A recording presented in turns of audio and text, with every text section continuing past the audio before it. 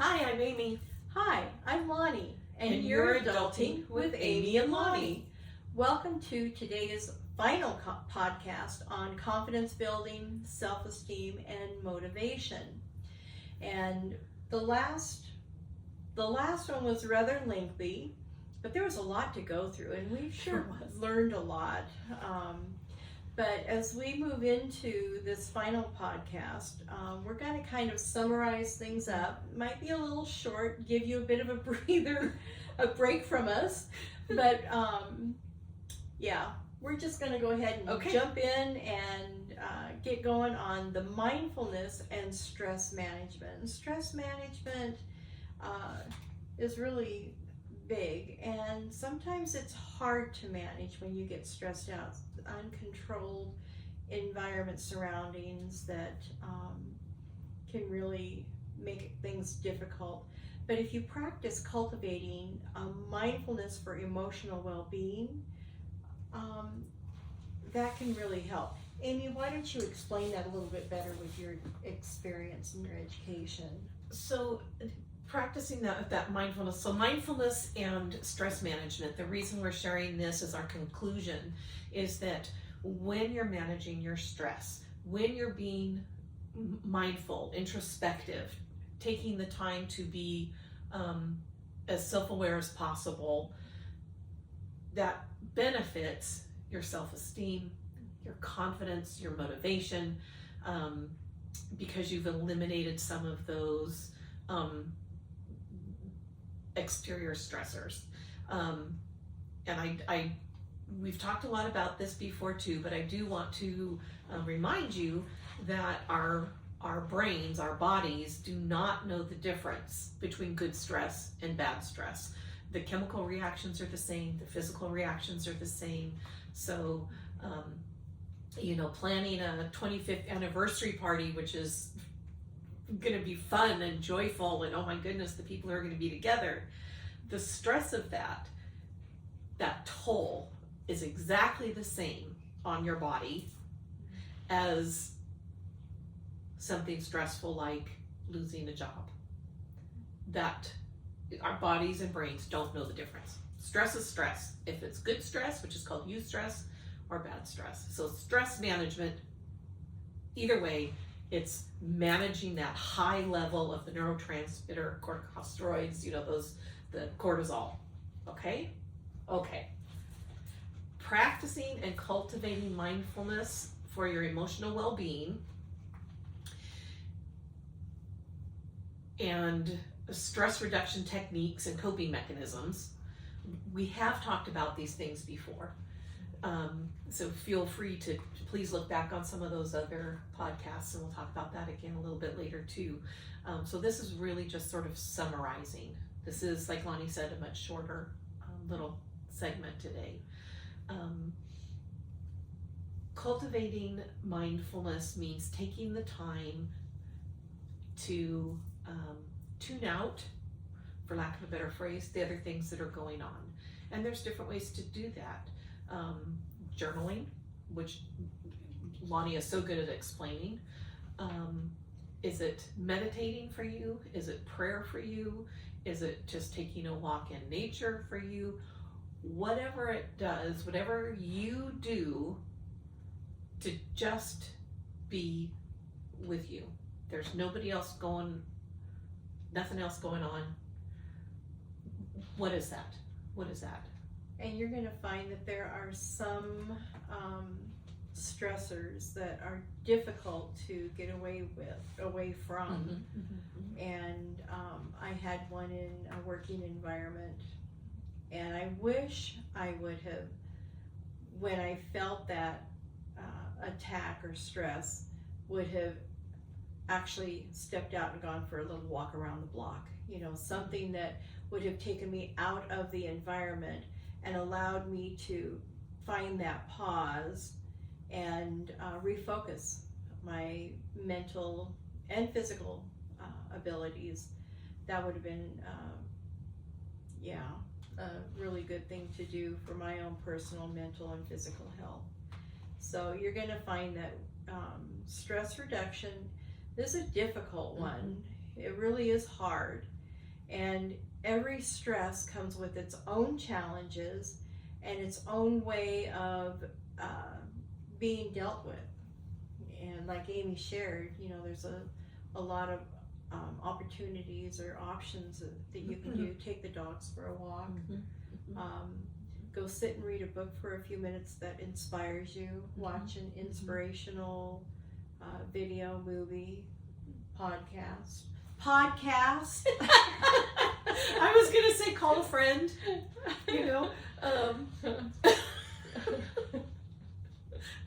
Subtle. Yeah. We're very subtle, like a freight train here. Coping mechanisms is kind of another big deal. We hear a lot about negative coping skills, shopping, smoking, eating. Those are behaviors that we're using to fill a need.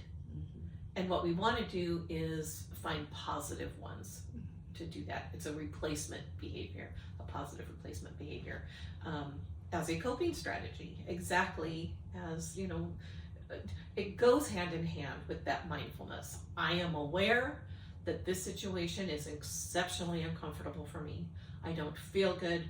Maybe my stomach hurts. Maybe I'm getting a headache from this situation, and I'm aware of that. I'm giving it attention in that I'm acknowledging it, and now how am I going to cope with it? Not gonna go eat a pie.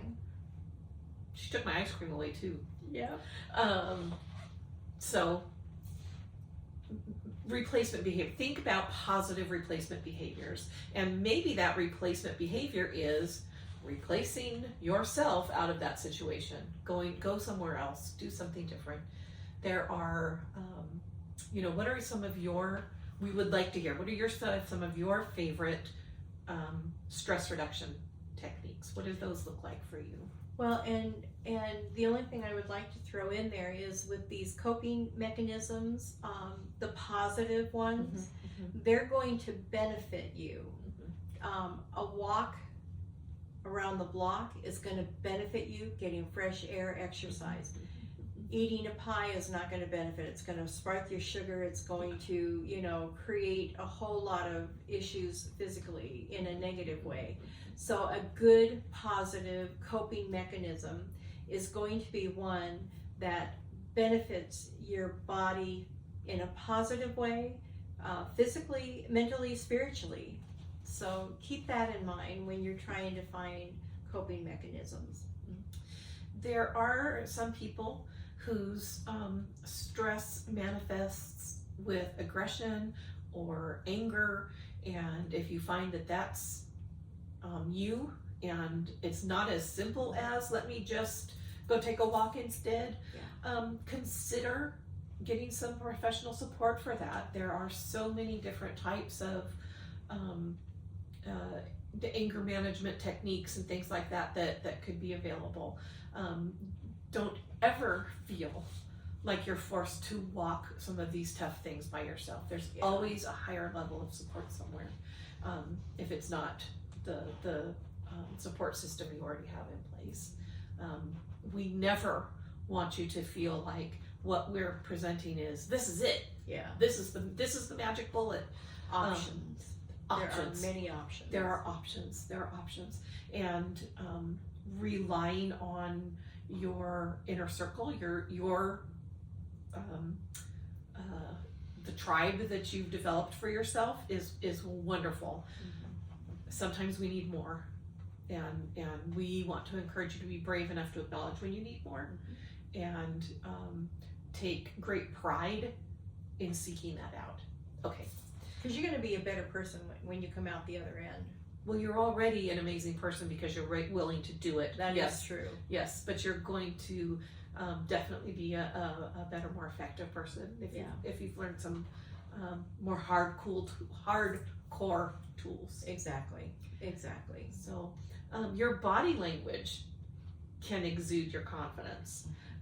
Even if you're not feeling it, practice makes perfect. Do you know, I was told that when you don't feel good, when you feel your worst, dress your best. I've heard that. Yes, yes. Because once you feel dressed and you feel like you look good, guess what? You're gonna feel good. It does. It's another psychological thing. It is. And finding those little transitions, you know, like me getting rid of failure, mental switch to pivot. Little things like that make huge differences. And you know, and I'm going to take that a little bit step further, because there are days for me that are physically difficult. I know I'm not going anywhere. I know there's nothing going on, and I just need to indulge that I'm not feeling myself. I still will take my shower and put on clean matchy PJs. Find that effort. Make that effort in yourself. It's an investment in yourself, and that was wonderful. That was excellent. Understanding and improving your own body language.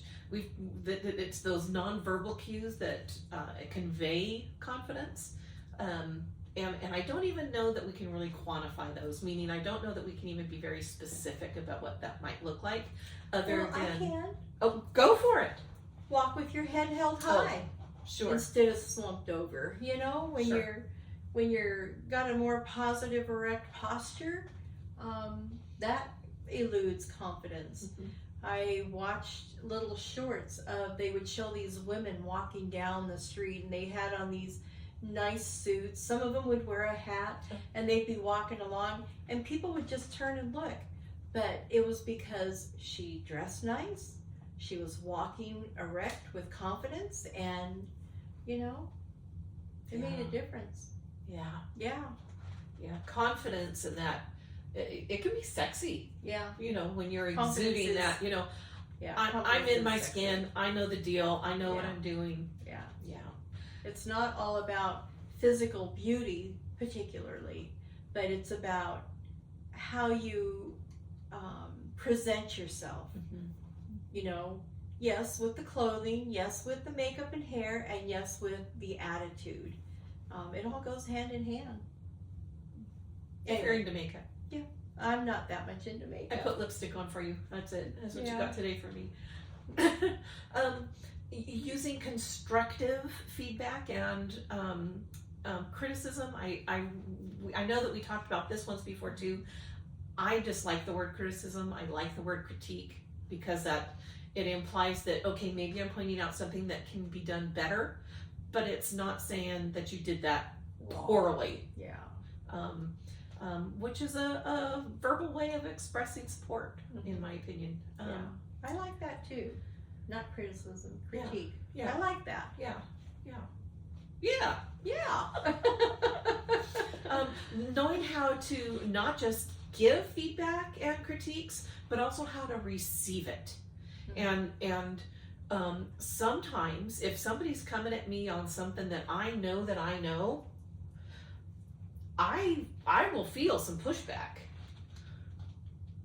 but it's taking some confidence for them to push at me with that. And I want to respect that. I want to respect that they have a different view. So receiving it might not feel good, but I am going to say, I really am going to think about that. You know, I appreciate that perspective. Lonnie and I were joking earlier. It seems like the most fun we have That's because we're weird. is when we don't see something the same way. Were you going to say something? Well, I was going to say, I think that's because we are safe in sharing our thoughts, our values, because neither of us are trying to change one another. No, or hurt the other person, or be right. Yeah. We're just sharing our thoughts, our views, our opinions, and you know, and we glean from that whatever we think is important. But even in creating this podcast adventure, this is something that's new for us. This is changing things up for us. This is the something fresh, the something new, the something motivating, the something inspiring. There have been times where a method of doing something or a suggestion on how to do something, we didn't see it the same way, but one of us felt a little stronger about it than the other. Great, let's do it that way. And guess what? If it didn't work, we pivot and do it the other person's way. And what did it hurt? Nothing. We learned. We validated each other's Yeah. experiences.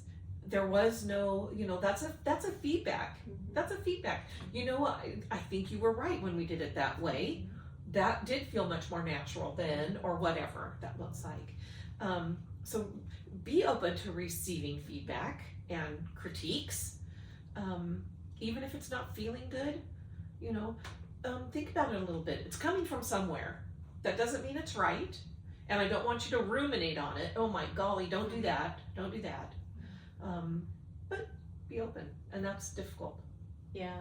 And being open in a positive way. So, if the critique is coming with how maybe you need to change or do something a little bit differently, like Amy said, just say, let me think on that. And let me chew on that for a little while. And then, like with our podcast, if we had a different idea, we can go back and take a look and say, oh yeah, that's not so good. Why don't we, you're right, let's switch that up. We had that even, we get together and we do some business and things before we start filming, and we even had this experience this time where we were trying to formulate a response to a pretty important email, and we went back and forth together, and ultimately it was genius. We worked it together. It's like, oh no, I don't think. And I looked at her and I said, we're making this too difficult. Yes, because in all fairness, because we were trying to be respectful to what we had to do. Right. But and also we cared about the person who posted the comments, so we wanted to make sure and respectful of each other's views and how and so maybe we did make it a little too hard, but it was constructive feedback. Right. And anyway, and we do use a lot of positive affirmations. We do. This is going to be great. Yeah. This is going to feel good. Incorporate your own positive affirmations into your daily routines. Whatever that looks like. I have a friend who was struggling with their dental hygiene, and on their mirror, what they did was put folded a piece of paper in half, and on the front it says, "Did you brush?" And then they could lift it, and in there was this wonderful little thing that they had done for themselves, this little picture that meant a lot to them that said, "Way to go!" So, what encourages you? What tell yourself thank you. Tell yourself that was a good job.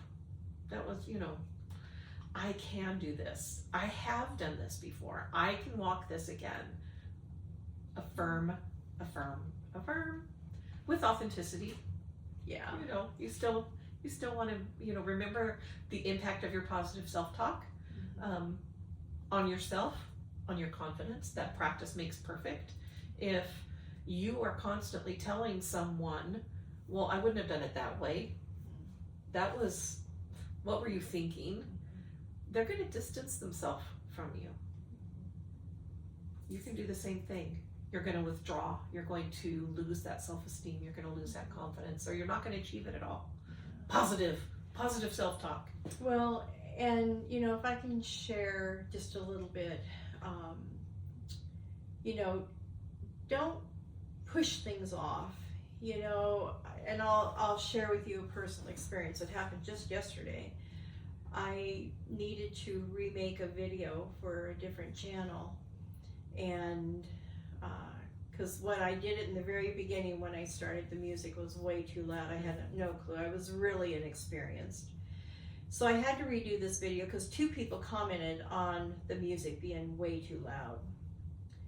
So I wanted to acknowledge and thank them for that by redoing the video.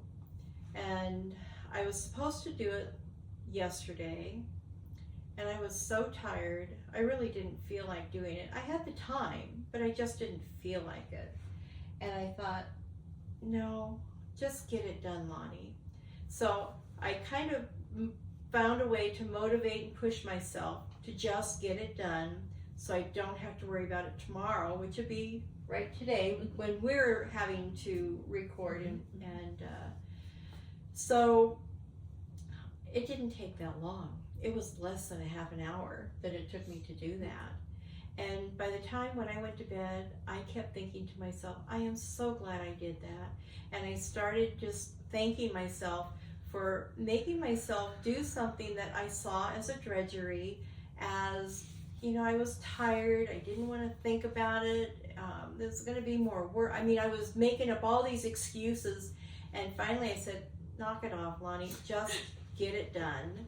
So I got it done, and when I went to bed, I was so grateful. I was so grateful. It was one thing again off my list. I felt good, and I'm glad, because today is a busy day for me. I've got a lot going on. You tough loved yourself I in a did. positive way. Yep, yep. So, you know, sometimes you have to kick yourself in the seat, but not in a negative way. Make sure that your energy might be low, but do you have the time? And will it take that long? Because you don't want to be tired and do something that's going to be lengthy and make you absolutely exhausted. You don't want to do that, because then you're not taking care of yourself.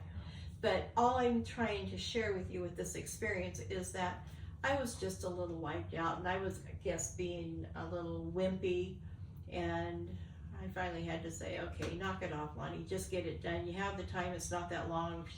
And then I got to go to bed with this grateful mindset because of what I got done, what I accomplished, how much it's going to make tomorrow better.